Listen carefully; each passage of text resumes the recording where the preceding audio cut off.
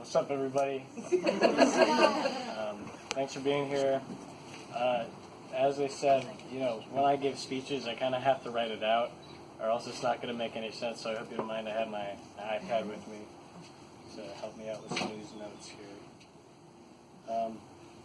Just going to start off saying, thanks for being here again. I did it all by myself. Speech over. You had to write that down? That's the farthest from the truth I think I can ever talk about any of this. If it wasn't for all of you here, I would be going to the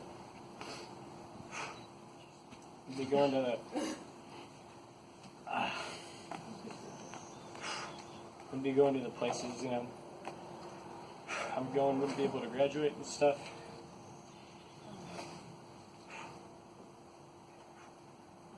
Big boy now.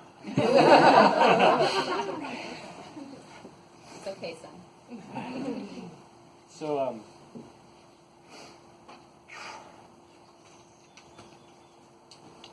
no matter the role you played, you've done a very important part. Whether it be, we had a conversation together over the years or something, or I've briefly talked to you, or just you knowing that I exist, makes me a better person. And people who helped me with my college applications, obviously very appreciative of that. Although you all played a very important part, there are 5 people in my life I really want to thank, and that's my family.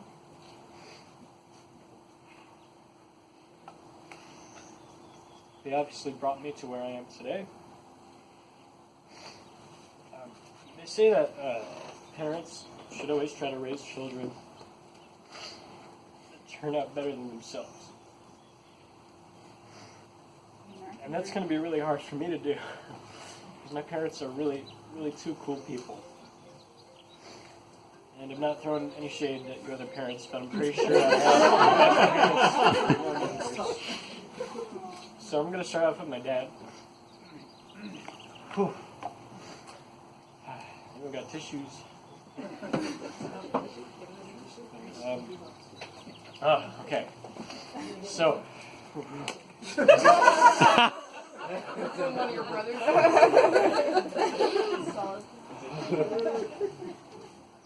Okay. So, first, my dad. So my dad taught me about the world. He taught me everything that goes on in it, and what to learn from it, what to get from it, and what to know about it. And he was the first person who taught me about the great people of history, and the first person to teach me how to be, how to try to be like them. If anyone here has a dad that constantly plays them old boring speeches, that might be on the verge of child abuse. But for us, it was something completely different. Some of my first memories of my dad are when we would be sitting in the car, and he would be playing, a speech by John F. Kennedy. And when I was young, I'm like, who is this Boston guy? I don't care about this. This doesn't make any sense. But as I got older, I understood the historical impact of it and how it really changed me growing up. And, there are lines I'll always remember and be inspired by and all that stuff. And it's the kind of person my dad is. He doesn't, tell you something, he shows it to you. He shows you how to live. He's always warm and friendly with people if you know him. He always makes the best jokes. And,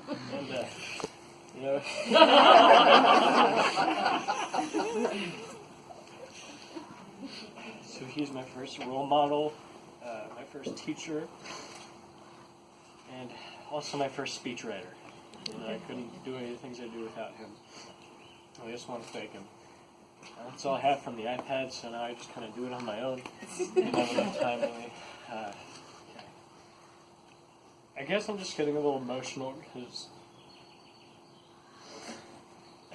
what do you say at this moment?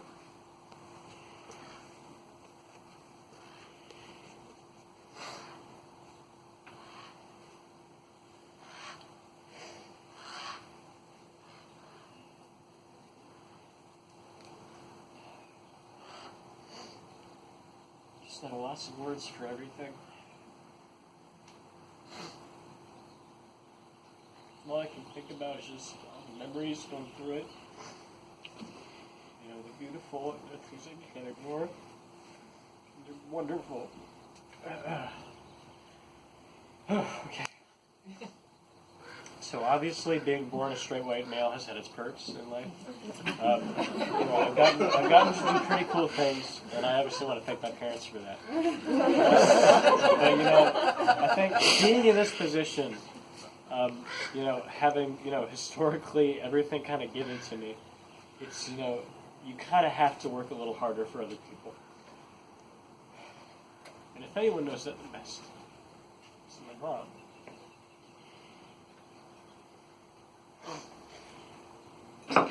I don't know anyone in their right mind who would want to grow up and say, I want to defend people on death row who've done these terrible things and are sentenced to death. But of course, it's the saints and the heroes who choose to do those things. Like my mom and a lot of her coworkers here.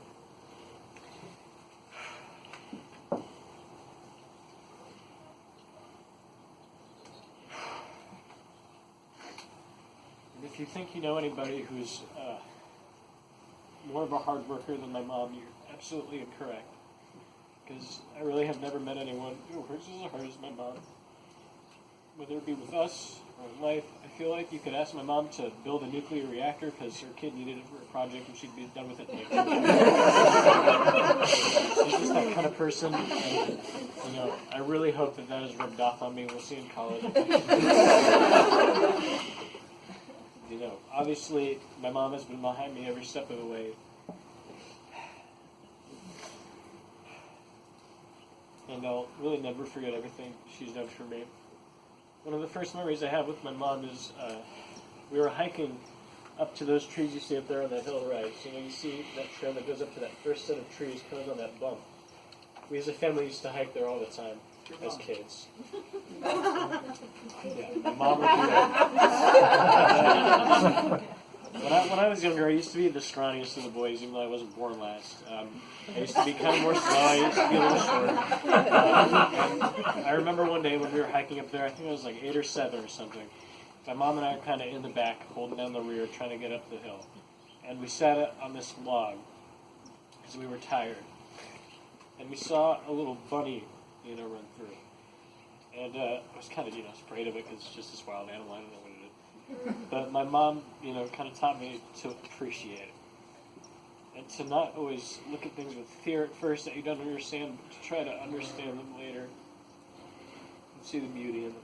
And she sat with me on that log, and we caught her breath and waited. And I always call that log the bunny log when I see it as we hike up, because that just reminds me of my mom. So yeah. Okay. 3 left. I wonder who they're going to be. Okay, next, my older brother Blake.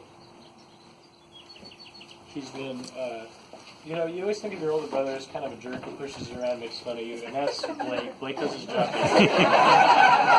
But he has been, I think, the greatest academic and personal role model to me. I have a couple stories about Blake. The first one, I think it was earlier this year or earlier last year when I was a junior or a senior. And for one of my AP classes, we had to do just a bunch of flashcards. And we had to, write them all down, a bunch of lit terms or something. And I, of course, waited until the last minute to do all of them. It's like the night before and everything, and I'm just doing them for a couple nights before. And I'm barely like a quarter way through them, and Blake comes in and he says, what you're doing? And I said, I'm doing these flashcards really hard. I'm thinking I'll just finish half of them and then go to bed. And he says, you shouldn't do that. You should really, work through the whole thing or as much as you can so you can save yourself for more time later. Although it was a really small thing, that has obviously turned out to be one of the greatest, pieces of advice I've ever received, is to do the really hard things, to tackle them head on, to not put them off and to deal with it. And if you just deal with it, and if you fail a little bit, you'll be able to handle things in the future. And second story, I was 6 or 7. I'm very young in these stories. And we were playing basketball at somebody's birthday party, and we were separated into teams where teams would have red shirts and blue shirts on. And I had trouble as a kid being involved in things because I was a little shy. I didn't really want to push everyone and try to get myself involved. And I felt a little lonely, so as a little kid does, I started crying about it and kind of hid off in the corner. And then Blake comes over, and he spends the rest of the party just consoling me and making sure I'm okay and, bringing me in to play basketball. And I hope to be an older brother like that one day, even though that's not possible.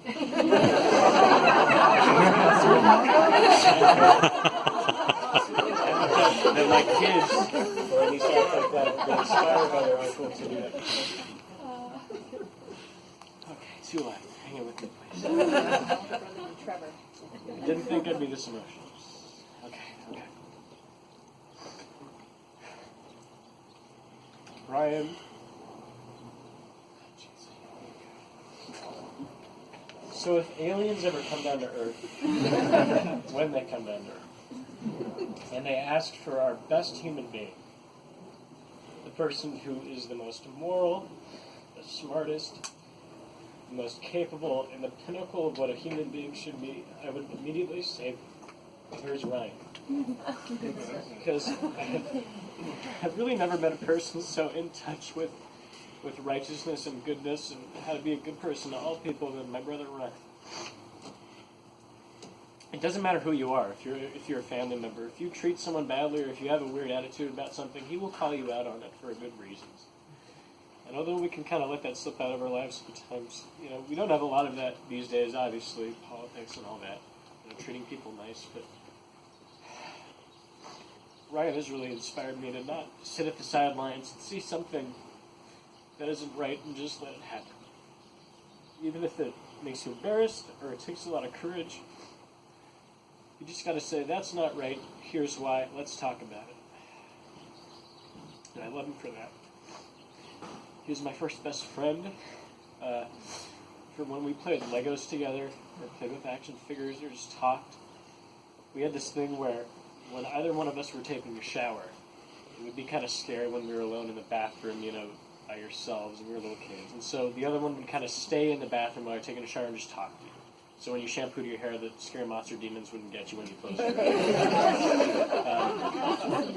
I don't think I'll ever forget those kinds of talks I had with him, because you could be that real with each other. You can be real with anyone while you're showering, I guess. we had some of the most influential and memorable talks in my life from that. And I'm really excited for him to be an uncle if I ever have kids, because I know if he gets anywhere near my kids will be very good people as a result of it. And I hope one day see, if he has kids and I have kids, for them to play just like he does. Because then they'll grow up to be good people. Lastly, my other half, I don't say that as, kind of like a twin thing. It's Trevor, my twin, is literally like the other half of me.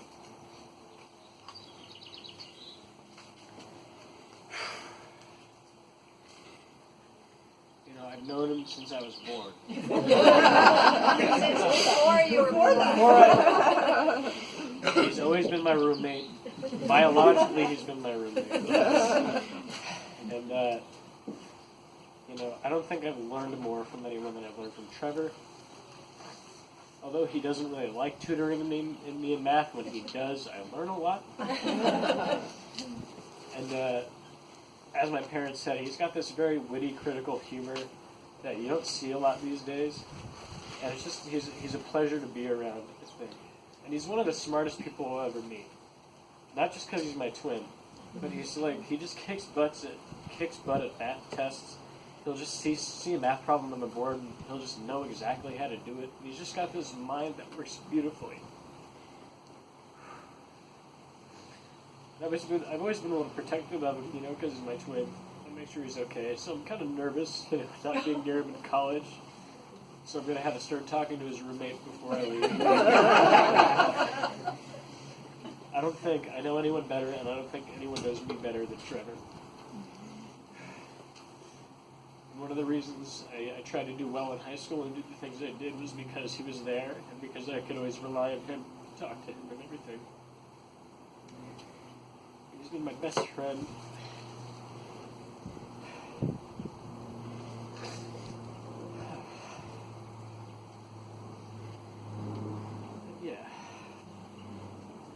proud of him. I'm real proud of all my brothers and all my family members. I'm really thankful for everything they've done for me. I'm thankful for all of you. Sorry about all the waterworks. Oh, man. But anyway, this is something at least my parents tell me, that I was named after poet Dylan Thomas, who was my grandfather's favorite poet. And therefore, inherently, I've had this love of poetry all my life. Although I can't write it for anything. I love reading it. And over time, like a cliche metaphor, I kind of realized that life is, like a poem, as weird as stupid as it sounds. It's something that you need to really, after you read it once, you don't understand it. It's something you have to look at more than once.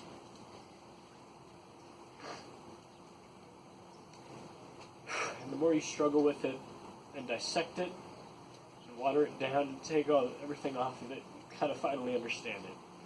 And then you're right on to the next stanza, and it just keeps going. And it's because of your family and your friends that you understand how to uncover the poem more, but you understand how to understand it more. You get more out of it the older you grow up.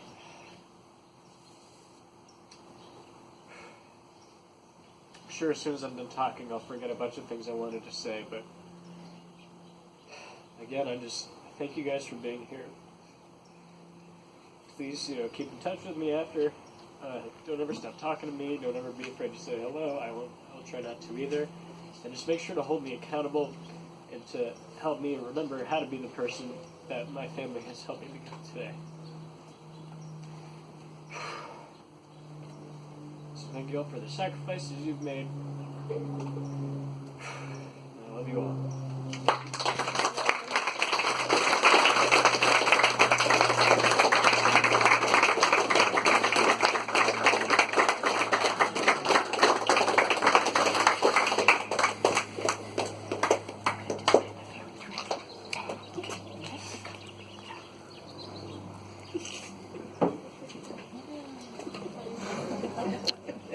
Before you start, Trevor, I forgot to press record. Dylan, can you?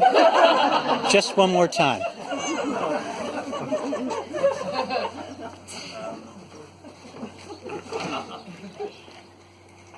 So I want to talk about my education as a whole these past 4 years. And I don't think anything characterizes it better than a prayer I heard from one of my favorite math teachers. His name is Mr. Trapicani. He started off by explaining how there was this group of nomads who were wandering through the desert. They were tired and hot, no real objective in life, didn't know where to go. And one day an angel came down to all of them and told them, "You see all these rocks around you? Pick them up and carry them. Take them with you." And all the nomads didn't know what the angel was talking about. Why should they carry these rocks? Where were they taking them? But they listened. Most of them picked up the rocks. They were grumpy about it, sure, but they picked them up and took them with them. Some of them couldn't be bothered with the rocks. Their arms got tired, their hands were hurt, so they decided to drop the rocks. In some cases, it hurt them more than if they had continued holding them, because they drop it on their feet, scar their own hands. But as they kept wandering, and losing more and more hope about what these rocks meant to them, they reached the edge of the desert. And the angel came back down and congratulated them, all the ones who had carried the rocks with them, and told them that they would be rewarded for what they had done. They were all confused about what the reward would be, because the angel had just left with nothing. And when they looked down into their arms, they had seen that the rocks they were carrying this whole journey had turned to gold. And I think that's a perfect characterization of my education. When I started out, I don't know why I needed media graphics or English or biology, any of this. But then at the end of my education, I realized that all the rocks I'd carried turned to something that had become so important to me. On the subject of these rocks, I'd like to thank all of you I've been one of these rocks in your life. Whether I've been one of the pebbles that you had to carry in your palm, or one of the boulders on your back, like for my parents. Just like to thank you for carrying me and turning me into the gold that I've become now. Yeah, thank you all.